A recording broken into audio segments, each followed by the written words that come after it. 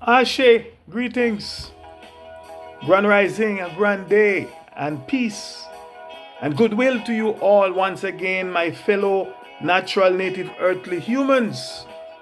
Yes, you, the earth's organic humans, and soulful humans, meaning humans with soul, the world over. Yes, you don't know that this is yours truly, I, the mystic philosopher. And many thanks for stopping by. I'm giving of your time to listen to another perspective with, of course, yours truly, I, the mystic pig. And welcome to part 3 of the continuation of the great big black and white lie exposed, in which my main objectives are to show and prove to you all, my fellow highly melanin, highly carbon skin complexion, natural native earthly humans, why we should not and must not call ourselves black. Why we should not and must not pronounce upon ourselves the word black. Why we should not and must not pronounce upon ourselves and allow others to pronounce upon us black. Why we should not and must not identify with the word black, answer to the word black, and even allow others to call, label, list, and bestow upon us black. As black people, a black community, a black nation, a black country, a black business, a black race, a black people, etc. And by the same token, it is to show and prove to you why we should not and must not call, label, list, and bestow upon Caucasians or anyone or any other race of people, for that matter, the word white. As I have promised in part 2, let me now address the questions, starting with question 1. Question 1, please explain in more detail what exactly you mean by black is not equal to white, and why a black man or a black woman can never be equal to a white man or a white woman. Yes, I will address and answer every aspect of this question. This is a great, honest, and intelligent question. And as the listener requested, it is one that deserves a careful, thoughtful, and intelligent answer as well. And as I shall begin to answer this question, please let me remind you all, my listeners, of a few very important facts that I will ask that you please bear in mind at all times as you continue to listen, analyze, and evaluate my honest, rational, and logical response. And the few very important facts are as follows. Fact number 1 is we must know, understand, and overstand what a language is. That's A. B. We must know, understand, and overstand the main purpose of a language. C. We must know, understand, and overstand that the main purpose of a language is to hide or to conceal the secrets of the people or of the owners of the language, and for them, the owners of the language, to communicate with their source, also known as their creator, their God or gods, etc. And D, we must know, understand, and overstand the practical, spiritual, and metaphysical powers of the thing called word, and by extension, the things we call words. E, we must know, understand, and understand that when words are spoken aloud, they are transformed into sound, frequency, and vibration, which are some of the fundamental building blocks of matter and the material world as we think we know it. F.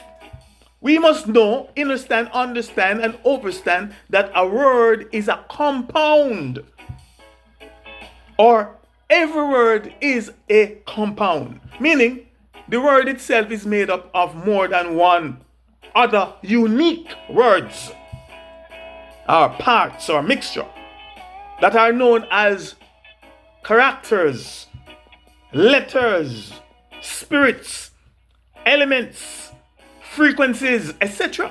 For example, the alphabet of a language is analogous to the periodic table of elements, and the mixture of more than one element can produce a compound, and that compound can be good, evil, or it can be somewhere in between good or evil.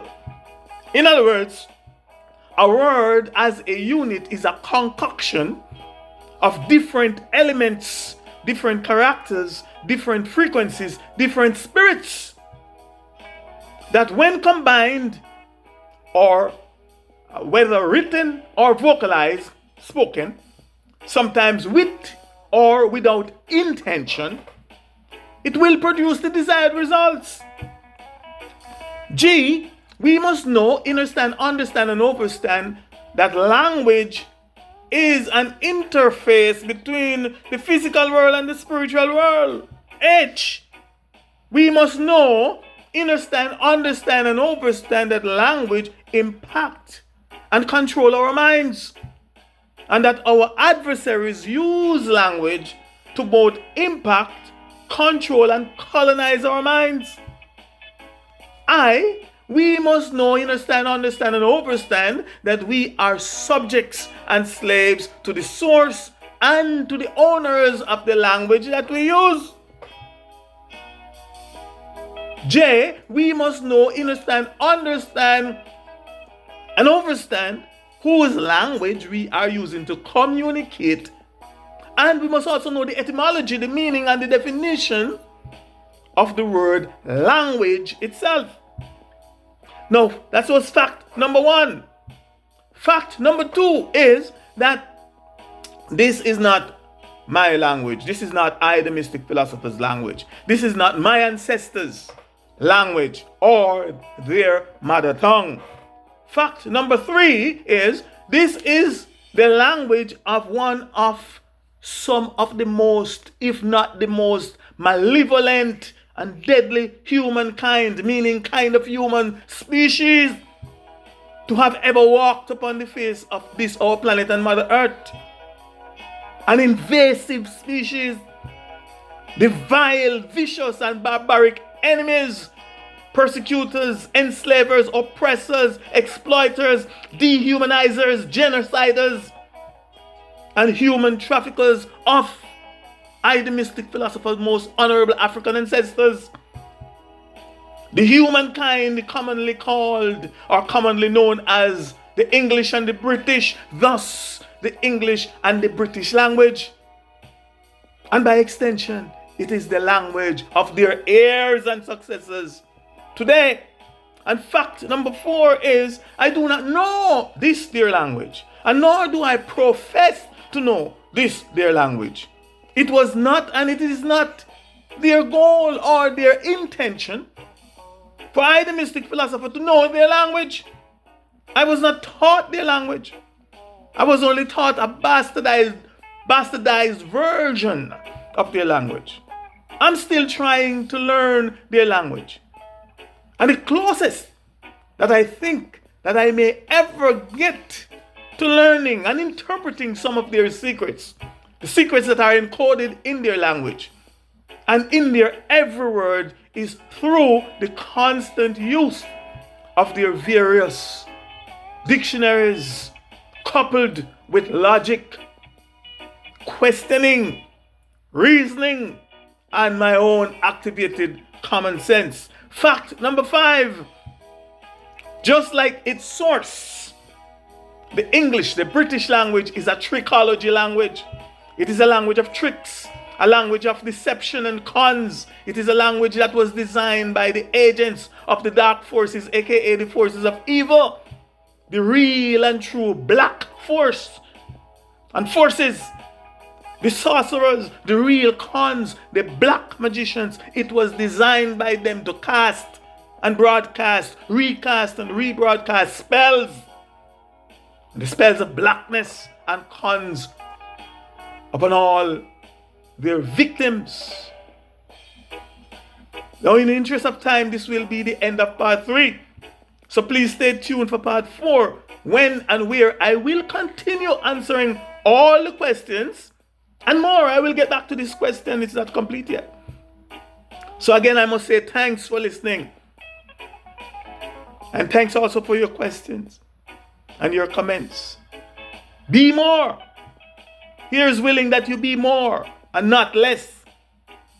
Don't be less. Let no one be less you. For I am the mystic philosopher. Ashe, Ashe, Ashe, I say.